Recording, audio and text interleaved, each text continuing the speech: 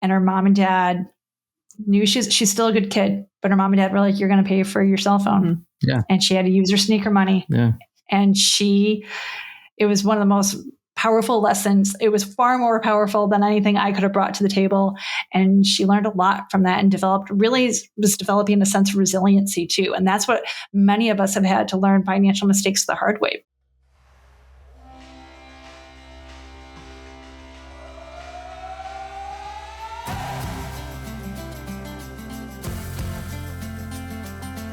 Welcome to CoastFI Couple, a podcast where love meets financial independence.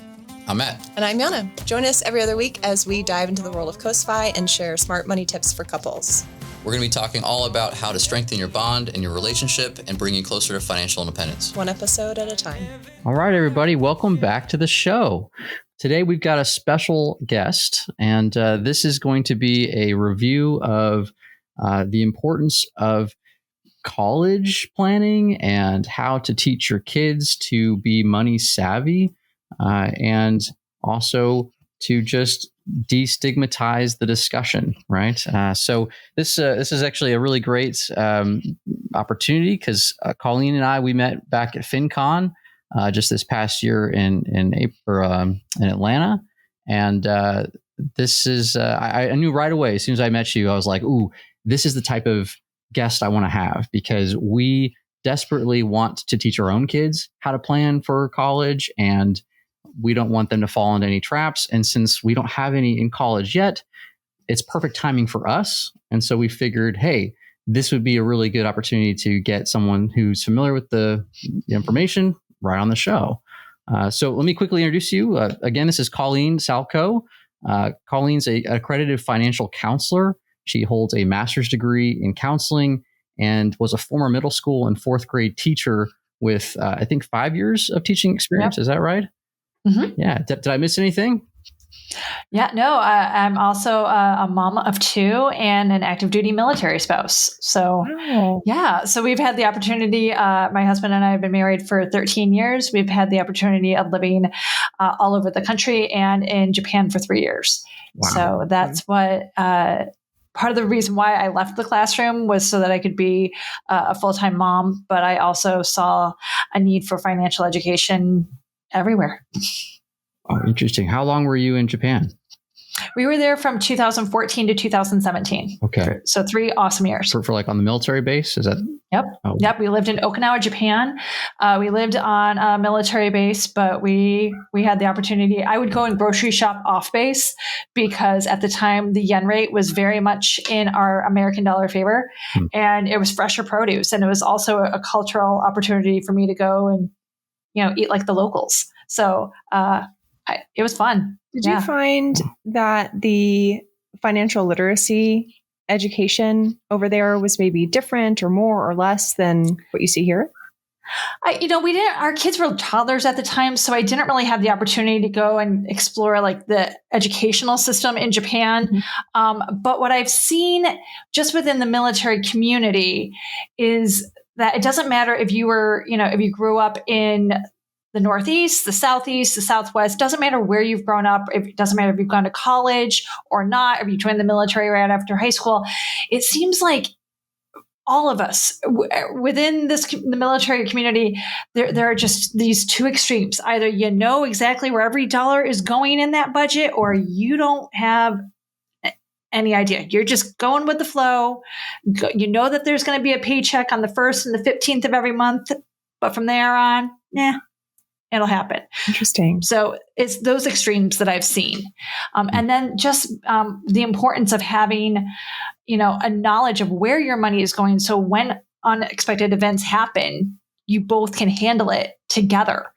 That's where I've seen a real need for financial education. Wow. Okay. Interesting. And I know that you work with women and couples particularly to try and help the communication bridge there. That's something that we've also been working with, friends and family and on this show, trying to help people realize that the togetherness is just as important as the journey. Mm-hmm. And so, we want to teach our audience that the communication around money doesn't have to be something of, a taboo, right? Yeah, it's not just enough to learn about money and apply the tools. You really have to learn how to hold yourself accountable to your partner and communicate effectively and understand each other's relationship with money and maybe emotional blocks with money and work through that together in a way that's not, like you said, taboo. Yeah, I know you've been doing this with couples now for a while. Can you give us a little bit of your experience? I mean, what are some of the maybe most difficult conversations that you've heard during your time working with couples? I think the big consistency I've seen when I've worked with couples is just getting your why out there. Why do you want to budget? And identifying your why and then seeing what your partner's why is. Mm-hmm. And sometimes they are on the same page. Other times they're on different pages. And, learning how to respect your partner's, why do you want to pay off the debt? Well, why do you want to pay off the debt? Well, because it's not always fun to do. Right. And so it comes down to, what are their goals? And in the military community, our goals are constantly changing. Like, we don't know where we're going to live in 3 years, 2 years. So like, what do we want to do now at this duty station with our money? And really, identifying those goals, and as life happens, understanding, when and how to adjust those. But in terms of like, what are some of the most extreme cases I've seen with couples, it's not so much extremes as more as, I've seen couples that are like, I just want to pay off the credit card bill. And then one is like, but I find comfort in having all of this money, like 5 figures in a savings account. And so like, it's usually like, okay, well, let's work together and come out, could you do both? What do you need all that money in the emergency account for? And going from there, just talking it out and working with the numbers, going from there. And just open communication, have those long talks with a glass of wine on a couch and like break it down. Yeah, I don't drink when I'm on the call with the clients. That's I know, but it's okay. I have had couples though. I had one that was like, I'm so sorry, but do you mind if we just like open a glass of wine together? I'm like, yes, have one on this 1 hour call. If it's more than one, you can have that later. But like, let's you together. If this is something that, because a lot of times what I've also seen, couples just run out of time. Yeah. I work with a lot of couples on the weekends and at around 7 or 8 o'clock at night in the evening, because life, work, family, sporting, soccer practice. They've got the church group. They've got this. There's so many things going on, but making that time to come together to start to establish those healthy financial habits so that when our time working together is done, you can still continue those conversations and those check-ins with each other. And if that involves a glass of wine, so be it. Maybe it involves, a good cup of coffee for somebody else. It depends on the family and really the time. Right. Yeah, that's something that we've talked about a little bit on the podcast, is finding ways to make those accountability check-ins and those budget check-ins fun. And it's hard to do that. It's hard to trick yourself into believing that this can be a fun thing. It's hard to prioritize something that feels arduous, right? Mm-hmm. And so, sometimes it's just about establishing a baseline for communication and finding a pattern that works for you and your partner. Right. And then building off of that and finding tools to simplify it and make it more efficient over time. Yeah. Mm-hmm. Yeah. So one of the reasons that I was thrilled to have you on, Colleen, was your experience with the financial education system. And I got a big question for you right off the bat is, what are the gaps that you've seen in our financial education system, specifically in the US, but I guess since your experiences elsewhere as well, and what are you seeing that we are overlooking? Well, I think when it comes to teenagers, one thing that I think many of us are overlooking is this whole, let's just get an app. Let's just get an app and we automate everything. And for teenagers, the act of writing things down on a budget, this is what I have my young clients do. We literally start off by tracking it down and writing down, okay, where did you go? Did you go to Starbucks? Write it down. You can have an app help you remind yourself, where did you use your debit card? But getting in the habit of writing down and listing where your money is going, it triggers different areas of your brain. Mm-hmm. And so when these young adults come back to me and they're like, I wanted to go to Starbucks, but then I remembered I'd have to write it down. and remind and like look at it, forces them to look at it and really like, okay, did you realize that you spent, this month you spent $60 at Starbucks? Did you realize that?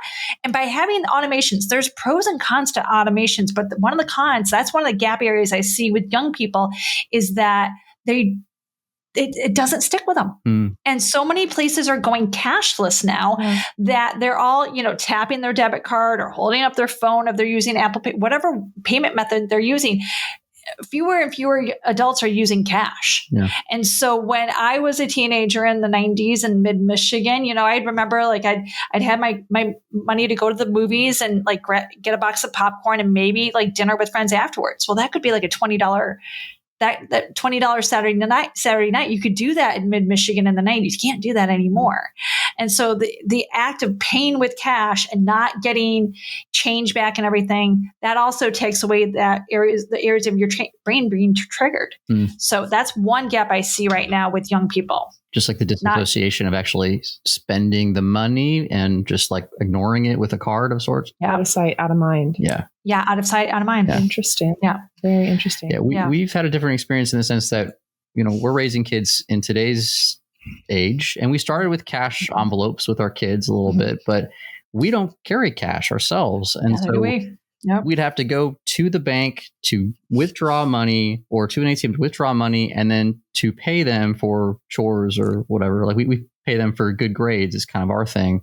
But then because we didn't have cash on hand, it wasn't an immediate return for them. So it almost felt like they weren't getting the reward when they were expected. So we had to plan ahead to have cash in a pot. And we just didn't want to do that. Right. We would get it at the grocery store. That's when I would take out the allowance too. And we saw the same exact thing. I'm like, oh, I forgot the allowance. Yeah. And it's not fair to them. And so finding that balance, because we are also doing allowance. We do it a little differently in our house, but yeah, we've automated the money going into their account. And then we found with our own kids, oh man, something happened with the automation. We didn't realize that there was a time, like there was a cutoff date on it until like 2 months later. I'm like, wait a minute. He hasn't spent anything. Why hasn't the account gone up? Turns out he hadn't been paid because of our automatic billing for him. And so, it was a great lesson. But yeah, I mean, we're all just trying to, find that balance. But even then, it's a unique time to be raising kids. I mean, how, finding that balance, the envelope system, yes, especially when they're little, they need that cash in hand. To see it and feel it and learn it. To see it, yeah, feel it, really see it. It really kind of connects. But yeah, at a certain point, many of us have shifted towards automating that with online bank transfers. Yeah, and just going from there. You mentioned you did things a little bit differently in your household. Would you be willing to show us a little bit, like, how do you pay your kids? What is the strategy that you came up with that worked in your household? Yeah, so we do allowance every week with chores. And so we flip back and forth who has to unload the dishwasher and who has to fold laundry. They also are responsible for cleaning their own rooms. They got spoiled at this duty station. We bought a house and there just happened to be a bathroom. They each have their own bathroom, which I remind my kids, I'm like, I didn't have my own bathroom until I was 24. Like the fact that you are 10 and you have your own bathroom, like, let's just bring it down a notch. But they are responsible for like cleaning that bathroom, scrubbing the toilet, scrubbing the tub, like the sinks, and changing your sheets. This is a new thing now that we have a 12-year-old. And so like, how often should you change your sheets? Like once a week, and making their bed. So they have these expectations of chores that need to be done. If those chores are not done, then we will go in and transfer money from their accounts into our account because we've learned not to touch the automation of the money going in. So then we will take the money from their account if it's not done, or if they start to argue with us, because again, we're paying you to do this. Yeah, we've done that a couple of times. It only took once or twice, I think, because we said, listen, you got to clean your room or we got to clean it. Yeah. So we have a teenager, and, there's always, it's the first time I've ever had a teenager. So I'm kind of learning as I go, but I found that instead of having the constant, back and forth about, did you clean your room? Are you going to clean your room on time or whenever, if my teenager doesn't clean their room when I've asked them to, or within a specific amount of time, I just do it. But then I charge them, and I give them a discounted rate, but I'm still $15 an hour. So if I spend an hour cleaning your room for you because you didn't do it, then you owe me $15. And I only had to float that one a couple time. times. It was great. Yeah. So that's been our strategy. Sounds like something you did similar. Yeah. Did your teenager have to give you the $15 in cash, or was there like a transfer between Great accounts? Question. We use Cube Money, which is it's a budgeting app. It's like digital envelopes. It is digital envelopes. And so you build out your budget in the app, and it's great. It's very easy to use. We have the teenager on it as well, and they have the child account within it. So we can send them money. They can send us money. We can see their budgeting. They can't see ours, but it makes it a little bit easier to, pull out if they owe us money and send them money for good grades or what have you. Yeah. Very, very simple. Yeah. So we can charge them, and they have to pull money out of their entertainment cube or their, Mom cleaned my room cube. Yeah. Whatever. Yeah. Yeah. Yeah. Interesting. Yeah. I think, I think any of those ways, I mean, we're all, I loved how you said, like, this is my first time having a teenager. This is my first time having a 12-year-old. Yeah. And this is my first time having a 10-year-old girl. And like, we're all just trying our best. But at the same time, we definitely practice what we preach in this house. Like I'm like, your dad's a Marine and your mom's a budget coach. Yes, there's going to be follow through when it comes to what you were tasked to do. Awesome. And I think that's hard now, right? But they're going to appreciate it, or at least respect the lessons later on when they're teaching their kids, right? Yeah. Like it'll come back full circle. In a good way. Yeah. Yes. Yeah. Awesome. Well, what about college? I am most curious to hear your take on college. One of the things that Matt and I have been going round about lately is, preparing our 16-year-old with the skills to make an educated decision when it comes to the financial impact of college, right? Because there's a huge difference in $8,000 a year tuition and $55,000. Yes. But for a 16-year-old, it's just an arbitrary number. And I don't want to crush my kids' dreams of going to a private school if that's what they really want to do. But at the same time, I want them to feel educated to make this choice that is going to financially impact them for a very, very long time, and trying to steer them away from potentially taking out predatory college loans and all that. So it's a delicate conversation. I want them to be equipped with the tools of knowledge around finances. And I think that that's a very important part of having the college discussion. But at the same time, I want to be supportive and I want to be excited and eager. So I'd love your take on that. Yeah, I definitely appreciate that you're having these conversations at the age of 16. And I think that's a great time to start having these conversations about what it looks like for college.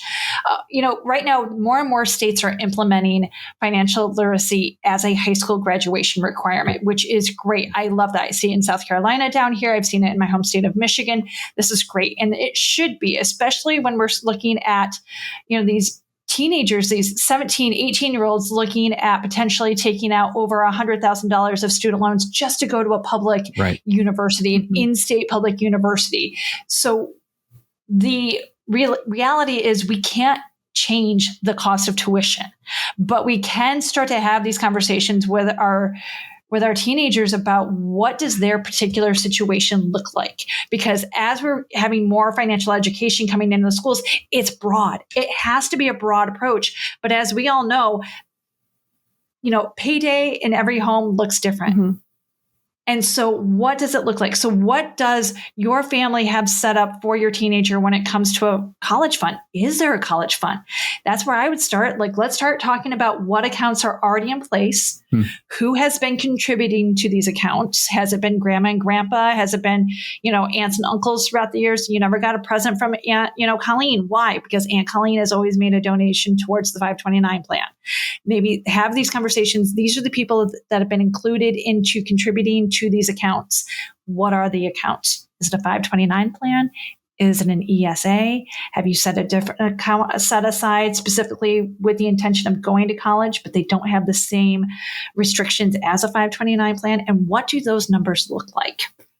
Because that's the key here. Where is, like, how much money are they going to have access to? Because this is where the normalizing the conversation comes into play. Do they have access to over, hundreds of thousands of dollars? Okay, how are you going to be responsible with that large sum? If you don't have access to that kind of money, okay, what does this look like? If you do want to go to that private school, what is this going to look like? You're going to have to take out loans. Are you willing to take out a Parent Plus loan with them? Do you want them to look at other ways of paying for school? This is the time to have these conversations.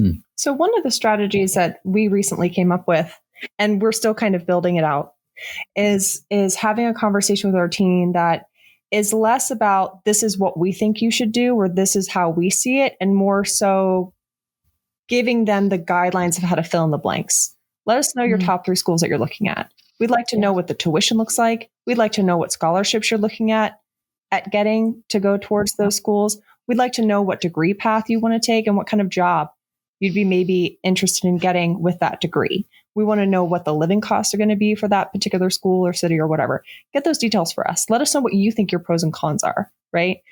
That's a great, it's basically what I do with my clients. Have them do go it, through a worksheet. Right? Yes.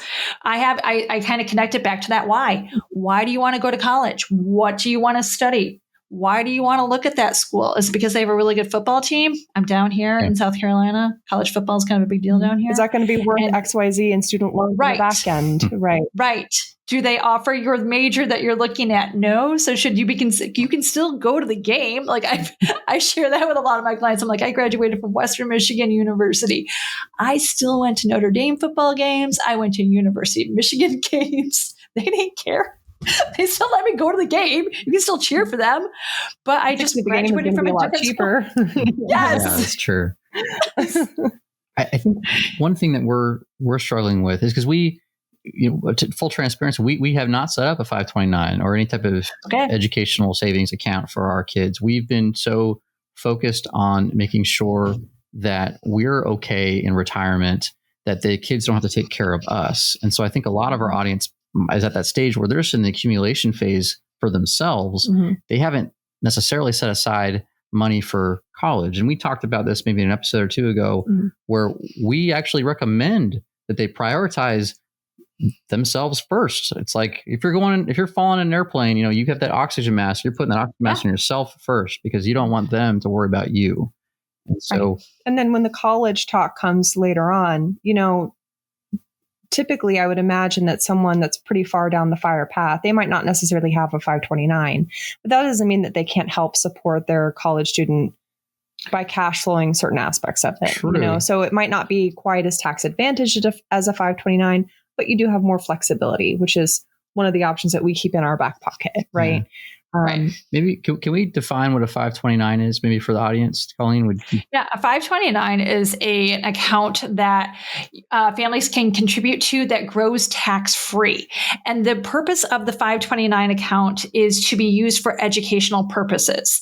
Now, the broadness of how to use a 529 has changed throughout the years, and one of the biggest benefits that was introduced in 2024 was that any money left over in the 529 plan, up to $35,000. The beneficiary can roll over into a Roth IRA account for them. They would still have to follow like the Roth IRA contribution limits for that year. Right now in 2024, for a hypothetical 22-year-old would be up to $7,000 they can contribute, but do that for 5 years or whatever the limits are when that student is done with school. They can roll over up to $35,000 without any penalties from a 529 plan into a Roth IRA. That was one of the biggest arguments from families. Like, how do you know how much to put in there? How do I know if my kid's even going to go to college? What if they get a scholarship? Or they go to a military academy? All of these stuff. So there's a lot of pros to a 529 plan. But yeah, I have worked with clients that don't have that. And so then it's like, okay, what are your options? What are the expectations? And this is where the conversations with the parents, and that's why I include the parents on the calls when I'm working with their teenager or at the table if I'm working in person, because it's usually the first time a lot of these families have had the opportunity to sit down together and really have the opportunity to discuss, what their parents' plans are, how much are they willing to help, and what they expect their kids to do. Yeah. It's not something that we've opened up our books for them yet, because this is another taboo topic. I feel, they're becoming an adult, and I feel that once they are an adult, that conversation can be very fluid about like, hey, here's where we stand on our journey. And I think that that'll help them with their own journey. But when it comes to what have we set aside for you for college, I didn't have any help with my college. We stayed in state. We worked 2-3 jobs at a time. We cash flowed it as best we could.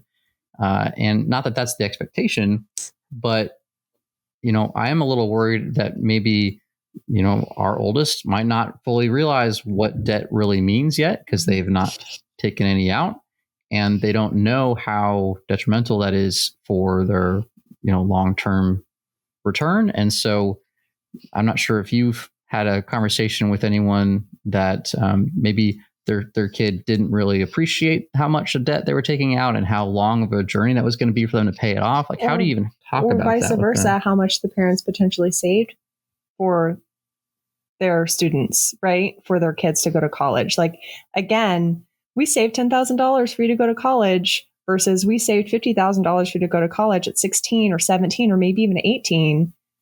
How do you feel the difference at such a young age when you aren't really connected to money? So it's hard to have a conversation and feel like it's landing appropriately sometimes, Yeah. Well, when I'm working with my clients, we actually look at, okay, what is not only what are the schools you're looking at? Okay, now let's take a look at some national databases. Okay, for 2023-2024 school year, this was the average tuition for in-state versus out-of-state for this school. And this is the cost of living for in-state versus out-of-state for this school. And when we start to add those numbers together, I am so impressed with the clients I've worked with that at 17, 18, it's starting to hit them. And they just with writing those numbers and then looking at, okay, well, this is what has been said as, like I worked with a client this summer. She was so excited. She wanted to go out of state, LSU. And when we started looking at those numbers, she's like, maybe I'll just stay in South Carolina. Yeah. And we'll see what happens. We'll see what school she gets into. She's a senior right now. But, having these conversations, really looking at these numbers really has been connecting with these young kids. And I think a lot of it is connected to the fact that they've been hearing so much about student loans for so long. If they are a senior in high school, that means that they've started high school in 2021, right around the same time people started talking about loan forgiveness. It was a national conversation. And I think many of these young people, at least the ones I've been working with, have been listening more than people give them credit for. Awesome. Interesting. Awesome. So you're a big proponent then of the parents opening up the books on what we have for college saved well before they start looking. It makes sense. That way they have an idea of what they're working with. It can help them make a more educated decision about what path they're going to take for themselves. It can also help them be more realistic. Okay. It's just like, okay, so I don't have this. I see, because they're getting these images on social media, regardless of, I don't know what your family's stance is on social media, but even if they don't have it, they're at school with other kids that have these access to platforms. And another conversation with that client that was thinking about going to LSU, she's like, all of this stuff with the sororities and it's just so much money. And I'm like, okay, yeah, it is. So, but is it worth it? Is it worth it? And really bringing it back. Yeah, we're going to identify your why, but then we're also going to identify, is it worth it? Because what are you going to have to do in order to get what you need to go to join a Russia sorority? What about the dorm decorations? All of this stuff, it's all going to cost money. So where is that money coming from? And is it worth it to use the money for that? Right. Excellent. The more that Jan and I simplify and automate our finances, the happier we became. And this is the single greatest finance budgeting tool that's come out in recent times. It's called Cube Money, and it's changing the way couples implement financial health. We're investors in this company. We have exclusively been using Cube Money to do our own personal budgets since 2020.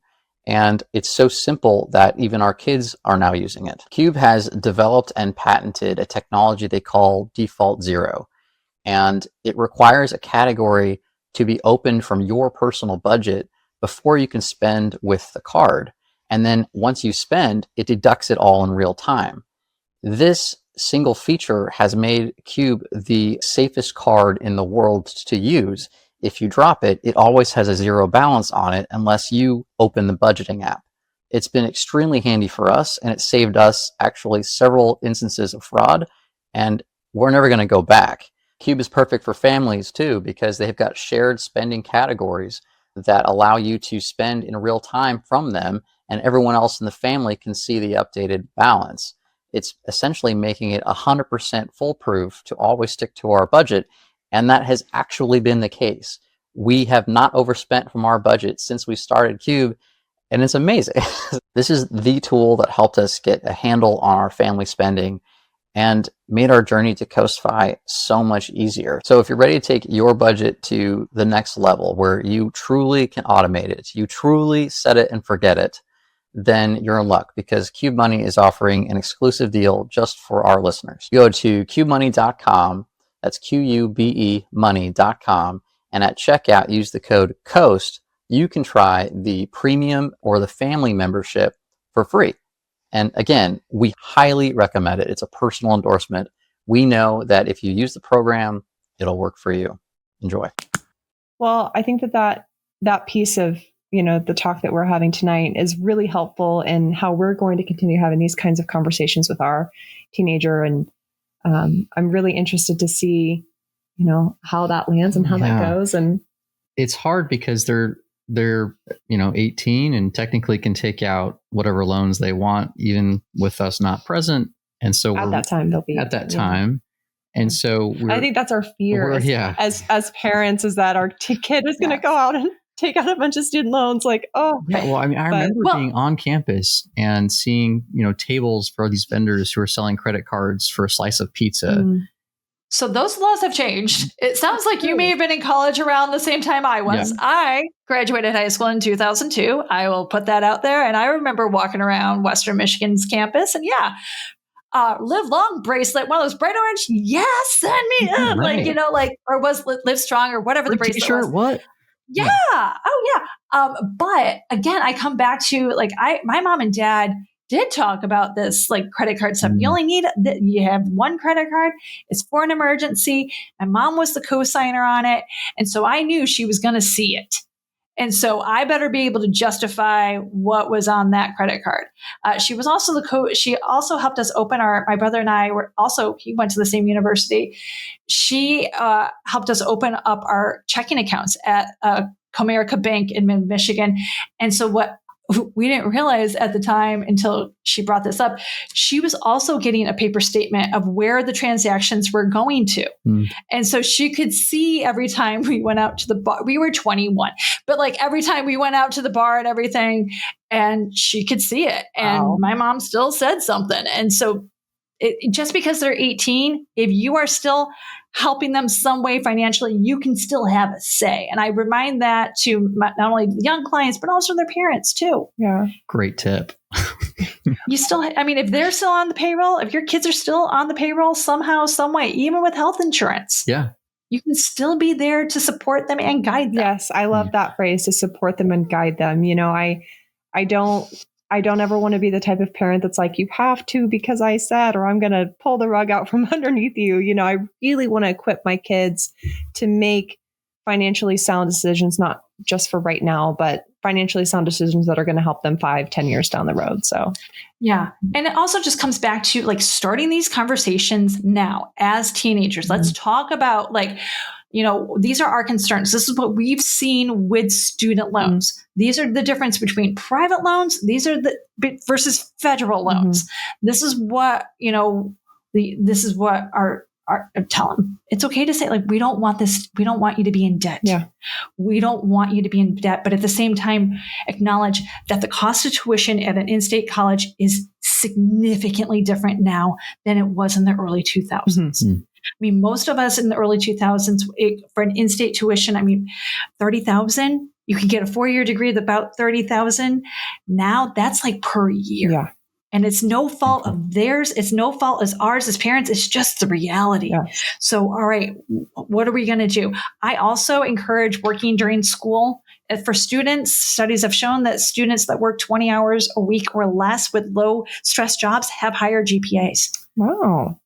Yes. Yeah. What the studies have shown, they're finding is that it gets the kids out of the room, like out of the dorm room or out of their apartment and around other people. So I worked in a college cafeteria, and it was a low stress job. I mean, we were swiping cards, we were refilling trays and of food. And what I was able to do is I was able to network with other kids that I wouldn't have had access to because they didn't have my major. But then talking to them, you could hear, well, his girlfriend took that class from this professor and it did not work. You're networking while you're working. You didn't even realize it. Interesting. I like that. I'm writing that down. Thank you. Yeah. Yes, you're welcome. Yeah. All right. So I know that right now, I've got your most recent social media post about how important this time of year is the FAFSA. Can you explain maybe for the parents out there, like what should parents know and be prepared to present to their kids or help their kids along with this process? Because I know it used to be really difficult. Yeah, the FAFSA has changed recently. And for the listeners that are like, what is she talking about? The FAFSA is the free application for federal student aid. And this is an application that traditionally has gone live on October 1st. The last 2 years, in 2023 and now in 2024, that has been delayed by the Department of Education. And the reason why they've delayed it is because they are finally gotten the different departments. So they have the Department of Education talking to the Social Security Administration, and they can also now talk to the IRS. So in the past, parents have had to go back and get like last year's tax returns, pull them out of the fire safe or wherever they kept them, and then, use that tax return to fill out, what was your family's income for the last tax year and all that stuff. Now the process looks like this. Students, if they're being claimed by their parents on their parents' taxes, and their parents both need an FSA ID. And what that basically does is that's the Department of Education talking to the Social Security Administration and saying, is this person who they are? Can we check that? That FSA ID process takes about 1 to 3 business days to process. Then once you have your FSA ID, you can apply for the FAFSA. Now, right now, as we're recording this, it's the 19th of November. Yesterday, the Department of Education released the beta version of the FAFSA to everybody. So basically, they're testing out this FAFSA application, trying to identify any significant bugs or the system's not talking to each other the right way. They've had a couple previous, I think they're on stage 4 of the beta right now, because last year's rollout was horrendous. I did hear about that. It was just, families were spending hours just trying to log on to the site. And then it came out a couple months after the release in January that one of the formulas was off. So people that should have received aid weren't getting aid, and it was just a mess. So the Department of Education has learned from that process, is trying to make it all go smoother. So what do parents need? Parents definitely need their FSA ID.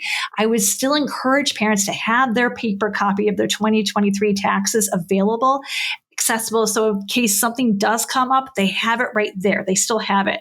They're also going to want to have social security numbers and addresses, and make sure that you're there to support your child as they fill out the application.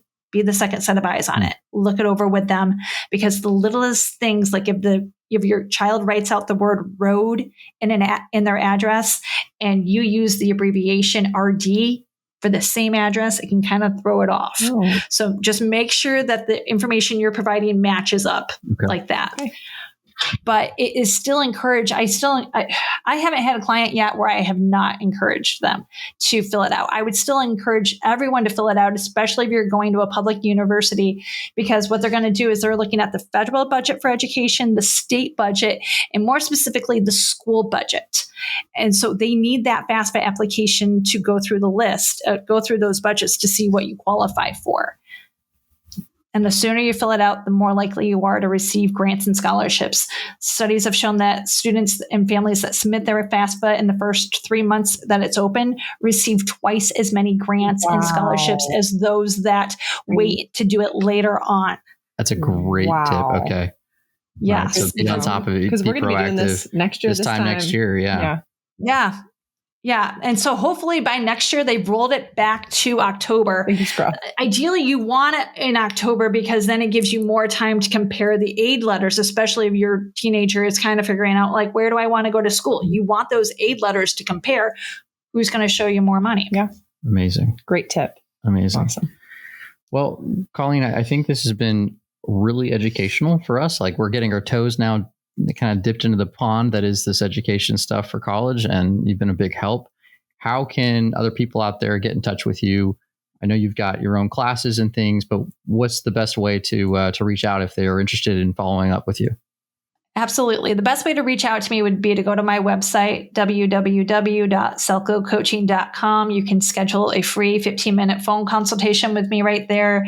And then you can also follow me on Instagram and Facebook at Salchow Coaching. I'm also on LinkedIn. I'm sure you'll put all those handles in the show notes. But yeah, I'd be happy. I love working with teenagers. I still get to teach. I really feel like I still get to be the teacher when I'm working with these kids. And I've worked with half of my clients I've worked with virtually. So, understanding that, being on a computer screen, it's not the most fun. I get it. These kids have gone through a lot of virtual schools or classes, but by being online, they can do it from the comfort of their home. And I've noticed that a lot of people are more comfortable talking about these numbers from the privacy of their own home. Okay. Great. Excellent. Great. Yeah. Well, we will definitely include those contacts in the show notes. Any questions before we wrap up today's show? One more thing. When it comes to one more thing I'd like to add is that when it comes to parents with teens in finances, as a parent myself, I know it's not easy to see your kid make a mistake. Yeah. But it also gives them that opportunity to develop that sense of resiliency, learning from their mistakes. So if you have your teenager, if they've made a financial mistake, they're not a bad person, but let them also have that opportunity to learn from it and pay for whatever was. Maybe it was a cell phone. I worked with a 8th grader last summer. She was saving money to go buy a pair of sneakers and her mom was not going to buy, but she was one of the top babysitters in her neighborhood. One day she decided to go jump in the neighborhood pool, South Carolina. It was hot. She jumped in, realized that her cell phone was in her pocket. And her mom and dad knew she's still a good kid, but her mom and dad were like, you're going to pay for your cell phone. Mm-hmm. Yeah. And she had to use her sneaker money. Yeah. And it was one of the most powerful lessons. It was far more powerful than anything I could have brought to the table. And she learned a lot from that and was developing a sense of resiliency too. And that's what many of us have had to learn financial mistakes the hard way. But by getting through them, you become a stronger person. Right. That's how you actually learn from it. Yeah. Mm-hmm. Yeah, awesome. Failing is the biggest lesson. Having to feel the pain a little bit. Yeah. Yes. I like to tell people my favorite learning style is the hard way. I tend to those are the lessons that feel those natural consequences for yourself. It was good. Yeah. I learned that one the hard way. It stuck. Ouch. All right, great. Well, hey, thank you so much for joining us today, and look forward to maybe getting you on the next time. Thank you. Yes, I had a great time. Yeah. All righty, gang. Signing off. We'll catch you next episode. Thank you so much. Bye.